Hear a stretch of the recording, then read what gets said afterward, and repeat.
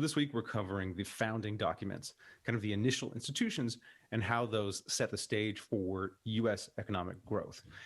This lecture will be pretty general. The meat of the material this week is going to be in the readings. So the readings are really going to go into detail on the Constitution, the Declaration of Independence, and then the differential application of U.S. institutions and how that has effect for economic growth, differences between groups.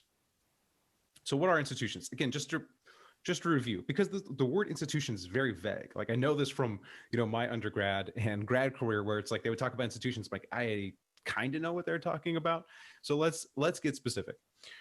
Devised by people, we come up with them to organize society, and the institutions that we implement are going to have different incentive structures. Okay, you could think of a basketball game where the goal is to score the most points is different. You're going to have a different set of institutions than a basketball game where whoever wins is the first to say 10 points, or a basketball game where the goal is to score as many points communally, both teams together, who can, the goal is to get it as high as possible. All right. So essentially how we set up the rules of the game, how we agree to organize society will have big differences in terms of efficiency, in terms of what's going to get the most out of the resources, and equality, like how are those resources going to be apportioned amongst the population. For example, agriculture. After the Neolithic Revolution, the kind of the switch to farming, every society has different types of ways of organizing their agriculture. Some societies use forced labor. They have like prisoners or slaves that they force through labors. They force through labor, and there's the ruling group that has a monopoly on violence that essentially forces some other group to do all the labors, grow the food, and then the group with monopoly of violence, takes the food, decides who gets what. You have a sharecropping, say, where somebody owns the land, and then different people farm the land, and they have to pay a certain percentage of the crop or a certain amount, agreed upon prior amount, to the owner of land. You can have communal farm where everyone's farming together. The land is owned everyone owns the land together, and then the crops that are grown are split evenly. Say you have private property, somebody owns the land, they do whatever they want with the land. Whatever's grown is theirs to do with as they please. You see, each of these different types of systems, will have different levels of efficiency. One system may get more out of the land than the other. So in the medieval era, most European countries use like an open field system, which was much less efficient than the private property system that they switched to, which is called enclosure. It's just we just look at the yields. The yields go up when they switch to enclosure. And now there may be other differences, or maybe other reasons for the open field system. In that case, it lowered risk. Essentially, it lowered the variance of crop yields per person. So just the point is, like, just to give a concrete example and think, all right, we can organize society in different ways. This is going to lead to, different outcomes, different apportionment of whatever's grown, and also just overall different level differences, like how much is getting out of how much are we getting out of the land. And also you can see sometimes why there's, even though one system is maybe more efficient than another system, why there is resistance to change.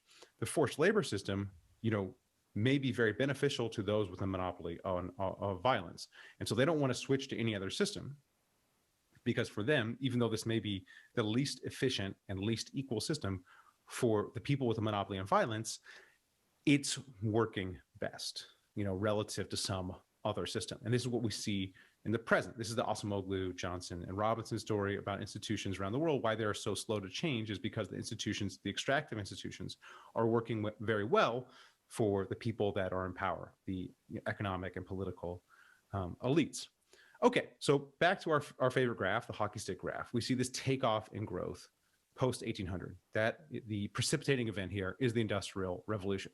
So we're journeying to the UK for a second, because the institutions that are put in place in Britain that lead to the Industrial Revolution are also going to be the same institutions that kind of set the stage for growth in the US. All right. So you have a wave of technological advances. Sustained innovation comes to Britain for the first time sort of during the 18th century, during the 1700s, really gets going during the 1800s. All right, and so really, there's a bunch of different explanations for the Industrial Revolution. We'll go through that in depth later in the quarter. I'll go through all these different explanations. You have your cultural explanations coming from Weber and more recently Moncure and Greg Clark, off like cultural explanations for the Industrial Revolution. You have your geographic or resource-based explanations. The big proponent of that's Bob Allen, who talks about the importance of coal. This is the explanation that's taught in high school. If you go on YouTube and Google Industrial Revolution, this is the explanation that you'll find. Then we have the institutions explanation, which again will be our preferred explanation. That doesn't mean it's the only thing going on. It's going to be the one we'll focus on for this class. Okay. And so the Industrial Revolution, really there is a evolution in England's institutions over time. These institutions get more and more liberal and more oriented towards the market, more and more essentially favorable to the merchant class. So England's institutions are essentially evolving in the 1600s. Well, they actually start with the Magna Carta, but they are evolving, and eventually they get to the point where they have laid the incentive structure, essentially the necessary conditions for growth with the Industrial Revolution. That it really, in the institutional story, is the adoption of a market economy. That, at least in England, there is a market economy. I mean, in their colonies, it's something different, but within England, there's a market economy. And this is what precipitates the sustained innovation that we see with the Industrial Revolution. So we have to get into the market economy, which you could also call capitalism. We're going to have to get into these very hot button terms in order to kind of unpack them and kind of set our definitions very clear for this class. Okay, so we'll take a break and we'll do that next.